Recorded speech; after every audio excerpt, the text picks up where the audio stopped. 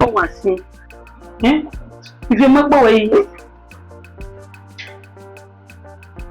Nimo, yeah, my problem, you know. There's so many units. See, I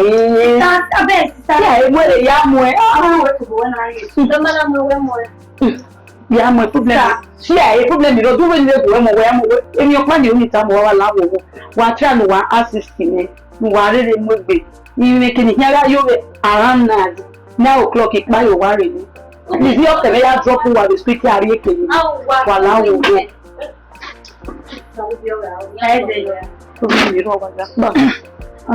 Madam.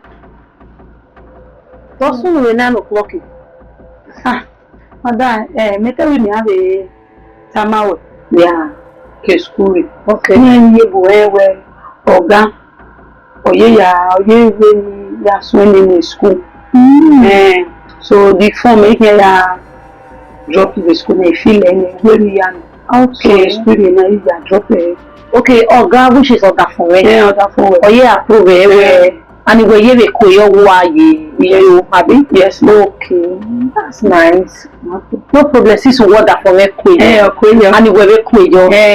Who are you? Yes, ma'am. Where's it? Tell me where's it? Why am I late? Come on, 9 o'clock. We approving who are you? Yes. Oga for me na sign. I'll sign it. Yes, ma'am. Yes, ma'am. No problem. Sign it. Where's it? No one. It's school we're in now. You are dropping out your school name. You are going. Oda for me koyo. We're signing. Kakabo. What koyo? So right. Where's it? Where's it? I'm out. Where's it? Ma. Dada. See you. Yes. Okay, love. Yes, sir. Okay. Mero wa.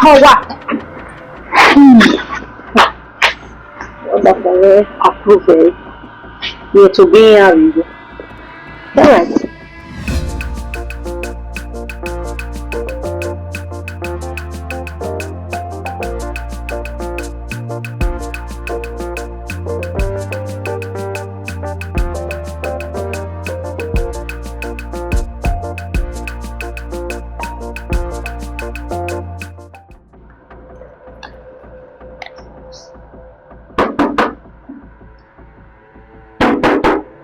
Hina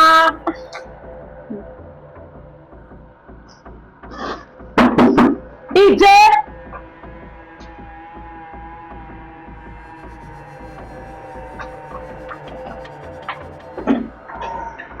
call you.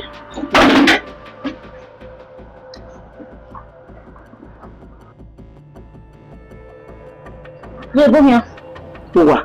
Ba. And I don't think you have to go. What's wrong? There's a nuclear, not by Toraco. Who are? Oh, I'm not worried about the poet. Who not really a team? Who not the other one? My Jane.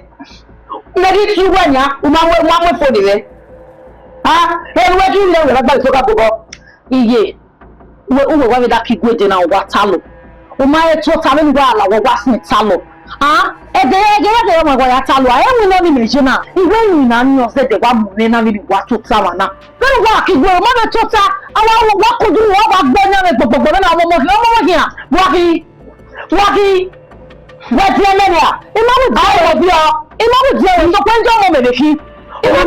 Oh, how much more we must go out of your pay? Oh, Timero. Where are the Timero? Ah, that is the least of my problem. Really what tonight? I feel never ask me.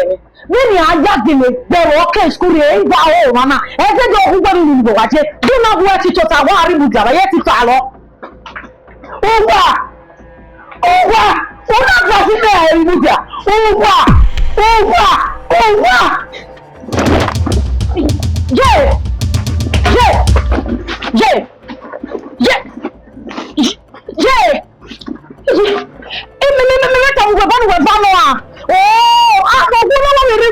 Problem.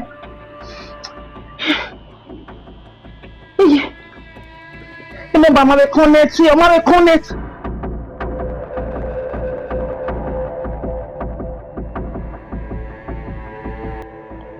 Who are you? happy now, right? Hey, you were not here. Yes, a couple when you are happy. Eh? Don't wait a minute now. You are asking me where? Well, when you go to the hospital, your mother is lying in the hospital. Why no one will go? Where are you? Back in the way to back in the way to. Only money send. Don't respect you. When whenever you're young more, don't you have respect for your mom? Hey, when you go, you look baggage new die you. You look baggage new die you want me here. It's okay now. That time is okay. Stop that nonsense. Hey, don't come this to me. Come here. Baby. Don't baby me. Let you go now.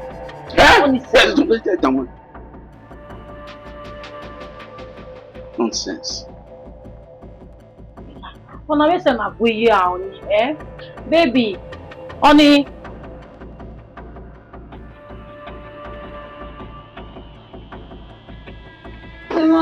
This one was very good. Begin with one little yes. We shall win the big woman. And we know woman, your woman. You win a woman, your mother, hey, Matty Jimena or Jimena, what problem in the woman? Hey, I think me, I go. Yeah, what go away. You know, he has game, you know. He has game. Oh, yeah, I would. Well, I'm going to walk back and move your honey where get you school. When I name it, we will one of the songs. Bonaruga. Or yes. Nija. I don't know how much they don't know other for where you know how my way in religious school. Okay. How come what I said in the school? I wonder your school. You didn't get this, man. Man, now again, I get now. Eh?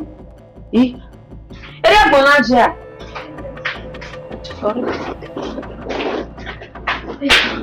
Mana boa. Mudia. É o lareu.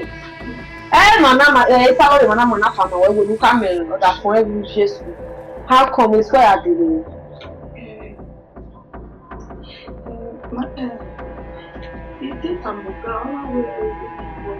We have to take care of it. Mighty, you know where I come away. Hey, Paris, we show. It's a man. We joke to God. It's a man. On our way, when you worry. It's a man. Why? Ose, we want to know. Upala over. Eh? When it's a man. Why la over? We are more forward. You can know who came to add you one. Wow. Also, you way.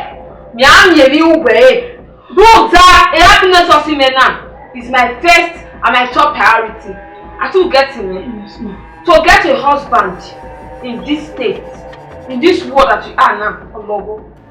I mean, where who are they on me not under her roof? Imami Odo, we are here when we get at you one. Oh yeah, in fact, I'm having a fun with having me. Yeah, Benny, what do I have you? What was it again? Now you yeah, back big in your body, see how it goes. Manda, yeah, anyway. Love you, Ulele. What, Gavia? Anything, Nasha? It's so long. It's when they're happy. Who's that? Oh, woman. I feel you were saying, are you going to win? They will make you Kualo, West Book and the show. I don't know how about that. Who just who? When you tell me, then I have a man. I will have myself serious to you. I'm not serious to you. That's why I will. I get to talk about the way you doing your money when you do. Imagine you wait on your push away almost to this school. No, now it don't make sense. I'm not making sense. I'm not making sense. Yeah, get out. Mata, what bien? David, you know. We have imagine your money. Look that he don't win about Huawei. And he receive a result in that area. If I mean any harm, hero one, Ima where we done there, Ima where we done. Oh, body, respecting in any anywhere, even not that for where we doing. He may disobey when then he has related when you, there's so much who you yag moya love, eh? We are way. Oh, where our name now, Etienne, where? Oh, have you got a pescat? It's okay. What more is better? Madame, 1 year. I bought Dimi. I'll say now look back. Things will definitely turn around. Yes, turn around. Under God's grace. Oh, Salopua, no one way. All the woman. Yamba, where say? It's all level. In your phone. Oh, where? What is the past night? You're for wedding. Yes, hard you know that from a dead. Yeah, where?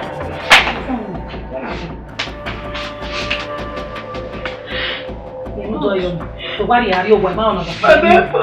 If one where? You better not the other from what? Join me. Can you imagine?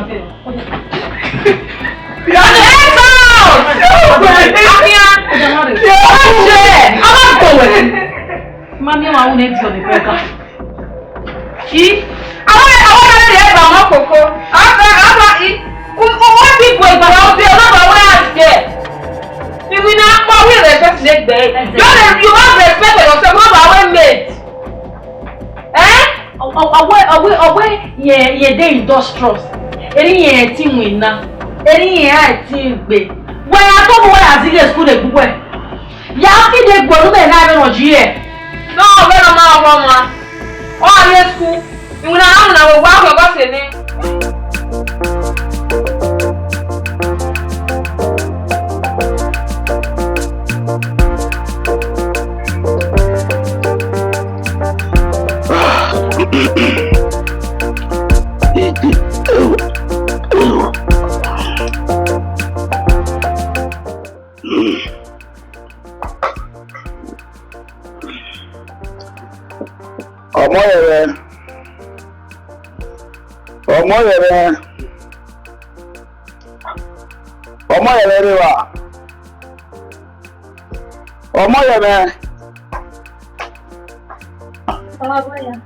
Wakuyo. Karibu. Oye. Merci. Wakuyo. Omoye me. Mauti ausema nanga tana. Hello. Maya resini nani? Omoye me ruwa. Hello. I have you work in school. Ishimano. Ijaji we omoye me the day side boyfriend of me. I shall no mama. My friend, will you stop that? But I want to let them go. Eh? Omoye me one. You make it. That's all. Anyone take them and die. But when you die, boyfriend of the Ashawo. Can they not back? And when make it to the bill like that one. You are Rowa. You are Rowa. Hey.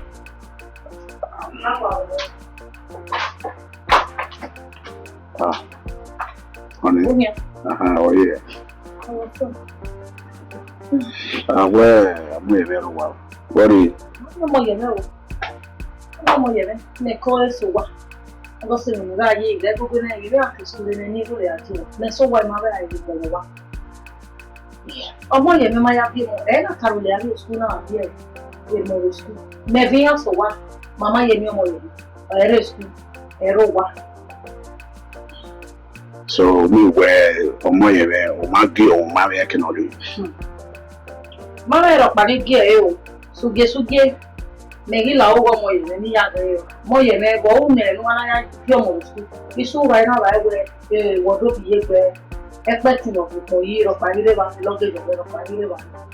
I know the kala o ba ni ya ge do tu le mani because I'm so sure where Omoye me o du le mani ni fi o pa ri e ke ro ri ari. My way, no, that banana, may setting a wire there or Gilevia, you know, or Jerry, where or more than 3 go for one. Or more than Babu 1 hour without my notice. Personally, well, Also, no tell you where my checking when we're to the way if you're here. I know more than too well. I'm more than a certain way. I'm more than a run. Yes. What is goofy me? Era, boy in a remy, only a bag, no in a remy. Let's see. We'll find out.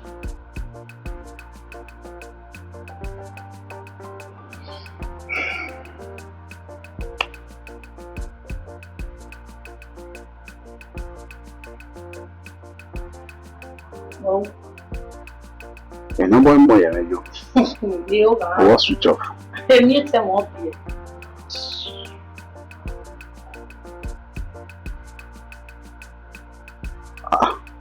Yo. And no boy, and you look at your saying it. Or any know me. Any opposite the phone in your women to night vision. Walking men or any women have to walk by the team. Oh, what's the way? This is unlike a Moyere. Moyere has such a worry about worrying no matter. I never see that. Every no time you may even know. No, she's not like that. And the reason of Moyere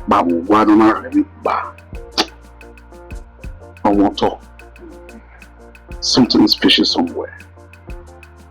Yes, something is fishing. I want to tell you, something is fishing. Yago was saying, no more, you make your aid. Me, I repent those answers home. No, there's something wrong somewhere. I'll find out. Or else you not to run. Moye. Akbaw, Kerudi Aji Akbaw. Mommy.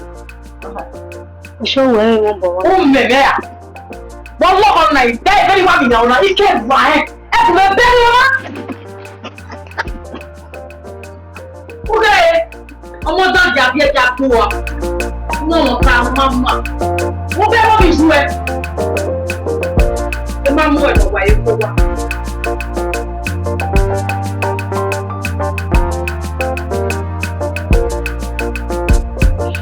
Ah, Dame.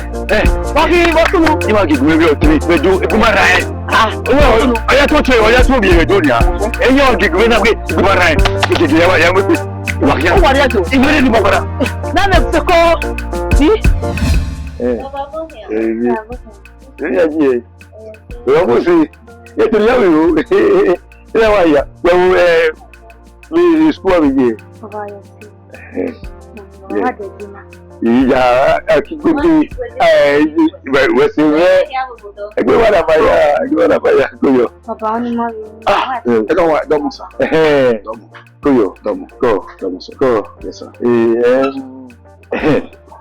Terrible. There you go. Enjoy your good time. You was a young man. I told you about our mom, but according to the doctor, a doctor okay. Okay, but right now already intensive care unit.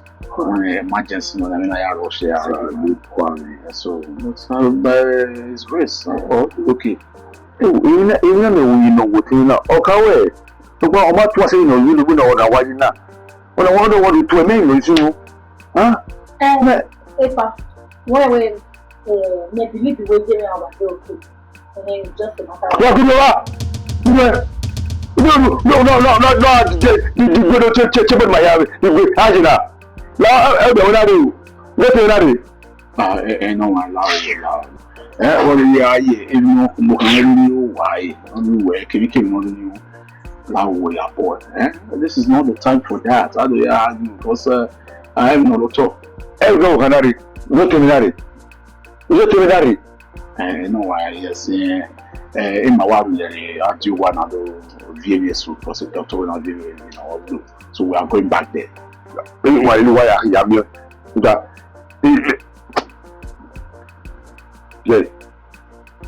He wouldn't meet him. Away. My a beer one actually. No, the good as usual. What to talk about one now? Why would you not go away? Huh? What do you buy? No, she's soon die. Only matter only we what on and why. Macari when I thought of it. Well, the most important thing when the book around. Yes, the book around. Come out. Marry, a doctor with the mother of him, so Mario what of him. So we're going back there. So then we're a little man. We what's it? The guy do. Let him have it. But you took him out. Martin. What take care of the house? There's food.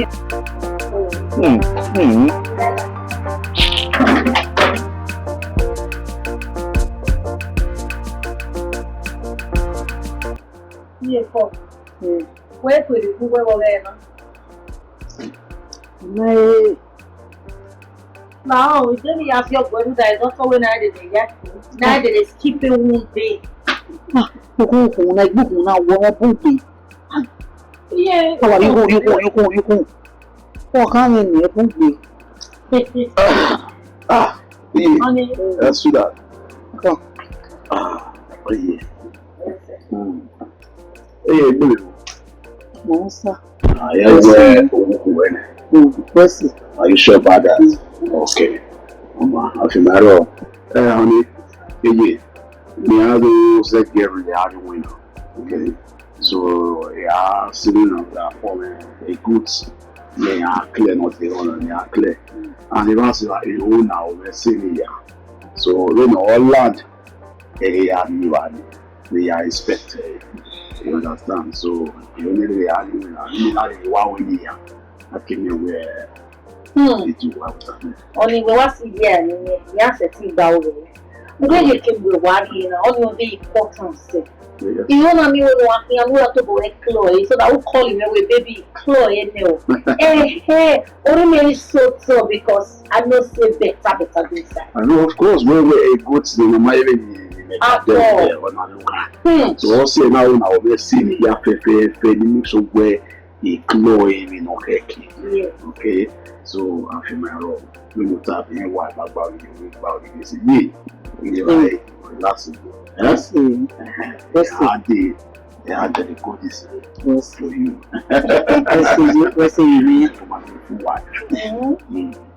So only that is why the men are here. Because anyway at the end of this sales, yes. Massive turn up. Everything you understand we are here. Oh my yeah, the middle are here, So I'll see you guys later. Okay, baby. Yes. Alright. See you. Yeah. Now, Bye. why go?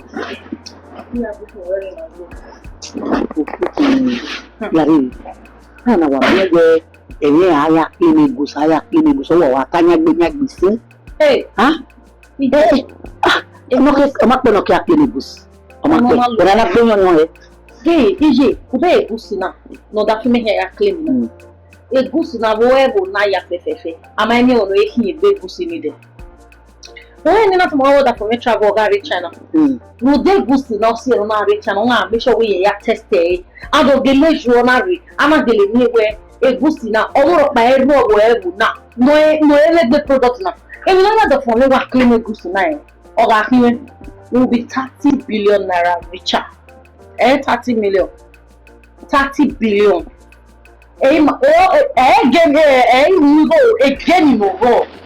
no what then all 30 billion so what 30 billion 30 million pam a million a billion pam no a million a billion but a million can make a billions a billion ya lugan oh a billion you go ni wa a mi ona ya yekede a bi ona ye wa so any ya see e go sit down on the land even on that for me loyo or bube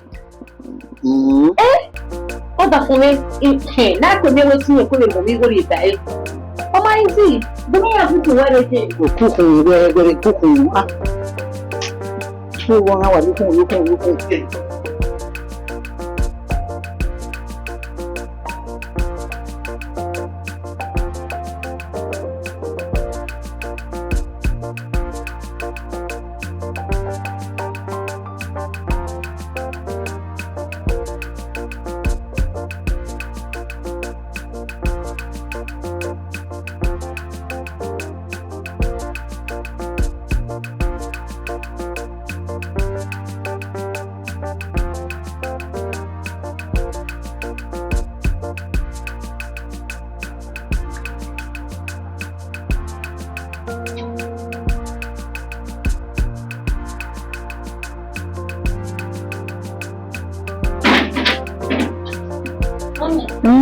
Boa.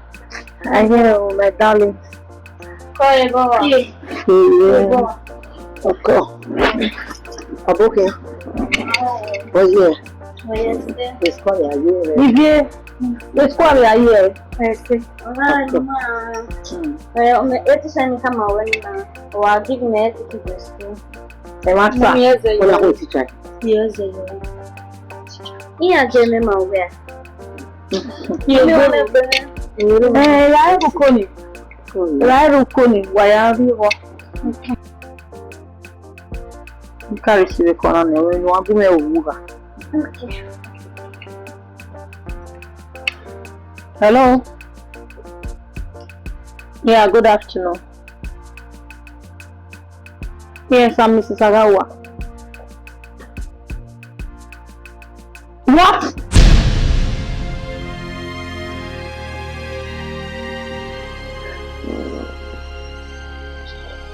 Mommy. Walking. Yes. Walking. Walking. Yeah, mommy, listen. Walking. Walking. Walking. Mommy, listen. Mommy, everyone.